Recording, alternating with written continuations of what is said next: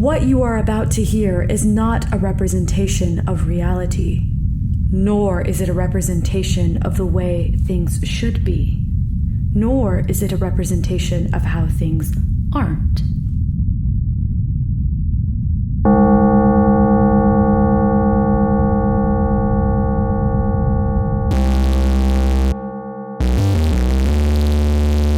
Greetings, shareholders. This is Corin III, CEO of Kakos Industries, bringing you your shareholder announcements.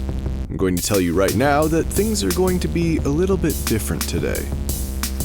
You see, I conscripted Brosophus and Soundman Steven to help me with a special side project. Before you get your hopes up, it's nothing huge, just something really important for me personally. If you've been paying attention lately, you've noticed that things at Kakos Industries have not been as great as they once were. Some of you might even be able to pinpoint the problem, as I have. It's Helga, shareholders. She has replaced Grace Rule in Grace's absence. As some of you may remember, Grace had an ethical crisis and saw fit to remove herself from the situation. Anyway, Helga has just been terrible. And not in a way that we like. Sure, she's keeping us all busy and she's making sure we fulfill every part of our contractual duties. But the way she's done that has just been exhausting. She lacks the warmth that Grace had. I mean, Grace wasn't what you'd call warm, but Helga has zero warmth. She might as well be absolute zero. It's a wonder any of her atoms even work together instead of totally disintegrating from lack of warmth. She's also slimier than Grace somehow. That's not really a judgment. People do come in all varieties of sliminess. That might not be accurate, actually. Soundman, are people usually as slimy as Grace? He doesn't seem to think so. That does pose some interesting questions. No time for that now. You see, with the help of my two companions, we subdued Helga. We got her locked away deep inside of Kakos Industries where she cannot escape. And she also cannot enforce any rules from where she's locked up, so I can do whatever I want.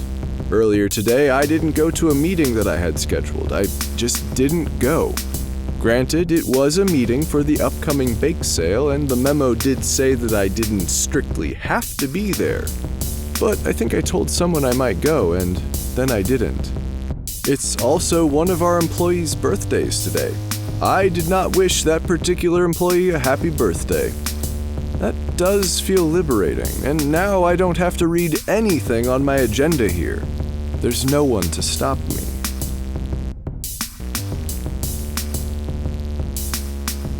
I suppose there is now the question of what I talk about if I'm going to intentionally skip the things on my agenda. Let's see, what should I talk about? How are you today, shareholders? If you've forgotten, we still have a device here that tells me how you're feeling. So go ahead and just feel how you're feeling for a moment. Oh wow, that was a whole lot worse than I was expecting. It was definitely evil, though. You may remember from last time that I have this button on my desk that could, if I wanted it to, give you all a sudden sexual thrill. Some of you just felt a sudden sexual thrill, but to be clear, I did not push the button. No one has pushed the button at all, nothing fell on it either. It has never been pushed except in testing. I will say that one of those test subjects did die from having the button pressed too much, but it did seem like a good way to go. Even though this button has not been pressed since any of you were wired up to it, throughout the time since you last heard from me, many of you felt these sudden sexual thrills. Some leading to what I can only imagine must have been awkward climaxes. One of you even seemed to feel these thrills 147 times. Then again, I realized this is bad science. We have no idea what your data looked like before you knew of this threat. Some of you may just feel those sudden thrills regardless. There goes another one of you. You should probably relax, shareholders. No one is going to press this button, nor is anyone going to press the button right next to it that will cause you enough pain to vomit. Not so quick to feel that one, are we, shareholders? Or what about the button that will make you cry? Or the button that will make you dance in ways that we find humorous? Not so quick to feel those either. Really, it's a whole console of feelings that I could make you feel. I could make you all my puppets, shareholders, as long as I want you to feel intense pain or pleasure or dance or speak with a subtle Austrian accent. Really, we picked some weird options here. As you've probably guessed, you're getting this transmission through the same device that makes you feel. Oh shit, that was one of the things on my agenda. It says it right here. Tell them how they're getting the announcements. I shouldn't have said anything. Also, it appears that I have a quota for the number of times I talk about sex today. Have I always had that quota, Soundman? He seems to think not. It's probably one of the things Helga changed. Grace had faith in me to talk about sex enough times. Helga is a monster.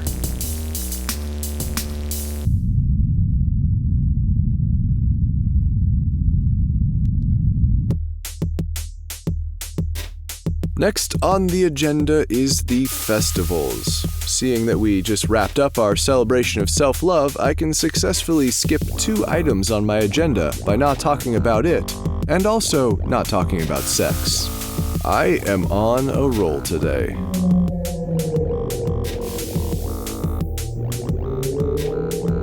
Someone must be moving some stuff around outside. Ooh, and I can also not tell you about EvilCon coming up. In fact, let's take the signs down at the convention center. Take them all down. No one will know what they're standing in line for. It will be a totally blind convention. You will wait in lines, and you will be disappointed. Okay, I'm only going to count that as a halfway telling you about EvilCon 2016, so I still halfway broke the rules by not telling you anymore. Shit, I'm gonna have to be more careful.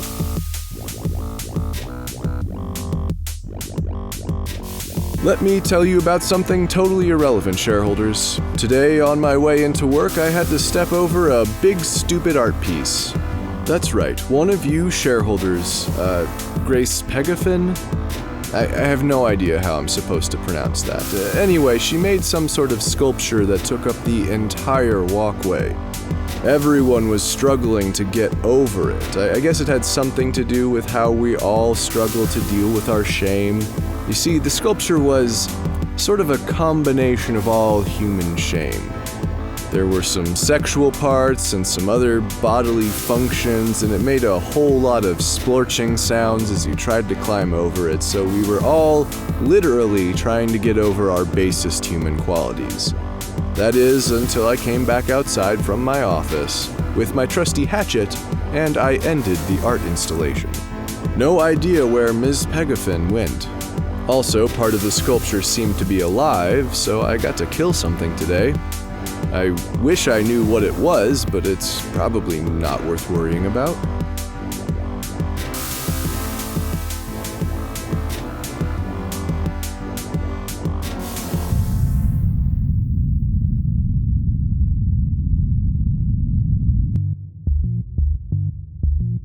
Is there anything you want to talk about, Soundman? They're going to fix the bathroom by your office soon. I don't know why the shareholders need to hear about that. Now he's shrugging. Did you enjoy helping me to capture Helga? He's giving me the thumbs up. How do you think this broadcast is going? He's given me the so-so hand wave. Well, I can understand. We've gone entirely off script. Thank you for your honesty, Soundman. In an effort to break some more rules here, shareholders, I'm going to tell you some things I shouldn't. These are things that I am supposed to keep confidential no matter what. And here I am telling you everything. No one here at Kakos Industries has died in a whole week. Not even of natural causes. That's kind of embarrassing for us. No one has even been injured in a couple of days. We recently killed every employee of one of our smaller competitors because they had a great idea and we were jealous. Sometimes we're afraid that some smaller company will come up with some amazing evil and they'll get too big for us to consume them. Also, Melantha's company is back up and running at full power. It's like they didn't even notice that everything went to shit for them. Also, we've expanded the beta testing of our evil pairing app, and everyone swipes me right by default. I asked for that feature because I'm evil. That one I was probably allowed to tell you. Now that I think of it, I was just electing not to tell you because it might somehow cheapen some of the connections I've made recently.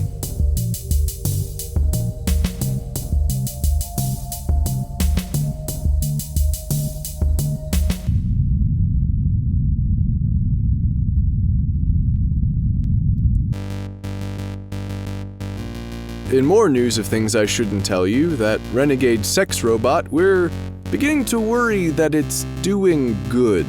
This is always a tricky thing for us here at Kakos Industries, because sex is obviously something we've taken as our own, even though some might argue that it's really kind of a neutral thing. At any rate, this robot has amassed quite the following. It's got hundreds of people following it around, and even more that it has reduced the sexual inhibitions in.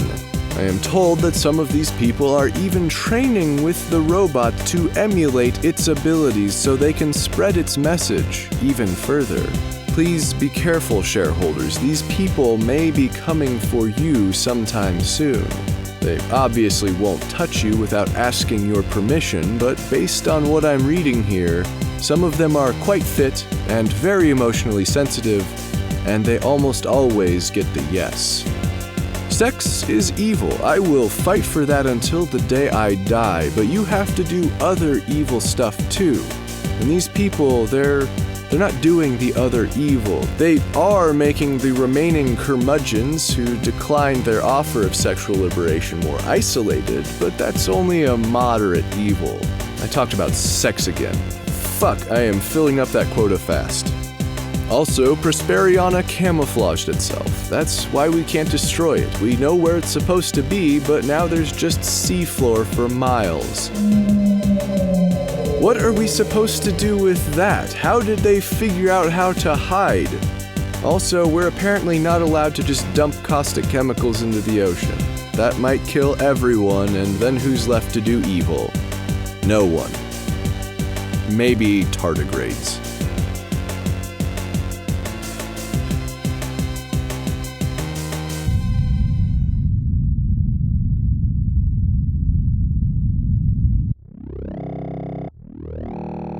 I don't like this, shareholders. I don't like telling you all these nasty things, but it's important for me to break these rules. Helga has to know that there are consequences for not being Grace. Fuck, I miss Grace. You know what? I'm just gonna end things here. I'm not doing any more of the announcements. It does appear that I met the quota for talking about sex. Fuck. Oh well. I'm done. Soundman... That wasn't people moving furniture, shareholders. Could it be? No, we're ending the broadcast early, thus violating my contractual obligation to...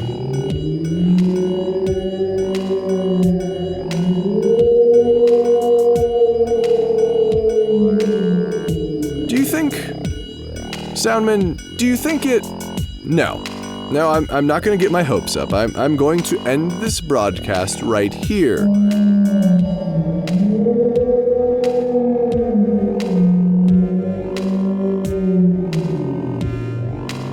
It has to be her. I have to break a rule, Soundman. Fuck evil. That was weak. Motherfuck evil.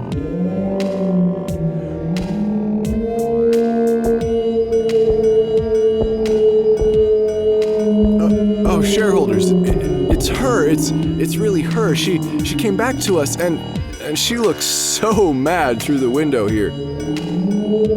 I forgive you, Grace. Grace, does not look like she's forgiven me. All the same, I will take the punishment. I'm glad to have you back, Grace. You can be mad at me all you want, but you were the one who abandoned your post.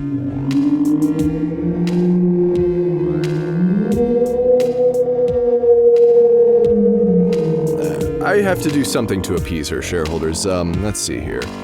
Evil is like having really tense legs. It's just awful. Okay, you can't expect much when I'm working on the fly like this, shareholders. This is things we're taking credit for now. This week, we're taking credit for bananas, eggplants, and coconuts. Really? I mean, that's what it says on the page. It's almost like I was supposed to skip it or something. Anyway, we are responsible for those things, so blame us. And if you disagree, we're going to bury you in those things specifically.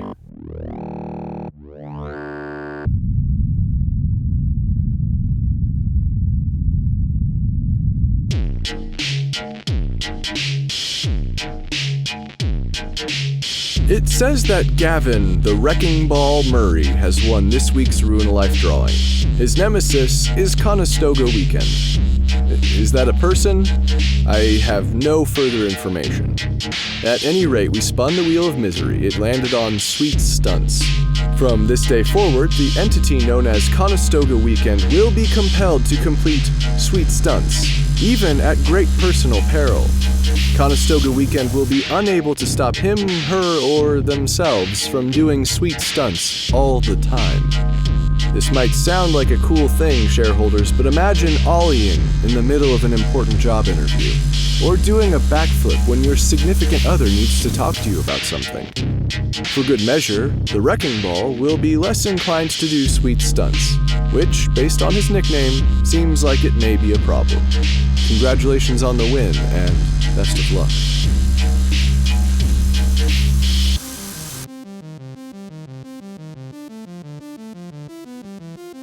And that brings us to the end of this broadcast, shareholders. Grace is back. I can't believe it. It's been months.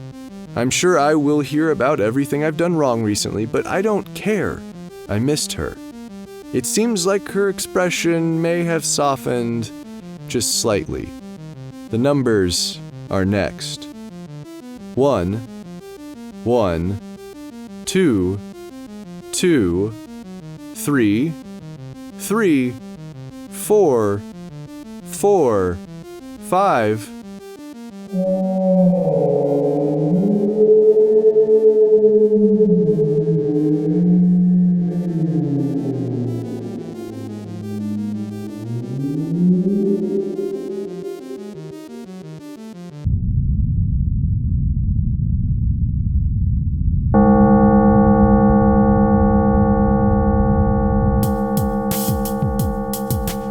Kakos Industries is written and produced by Conrad Mishuk, who is also the voice of Corin. The music is also composed by Conrad Mishuk.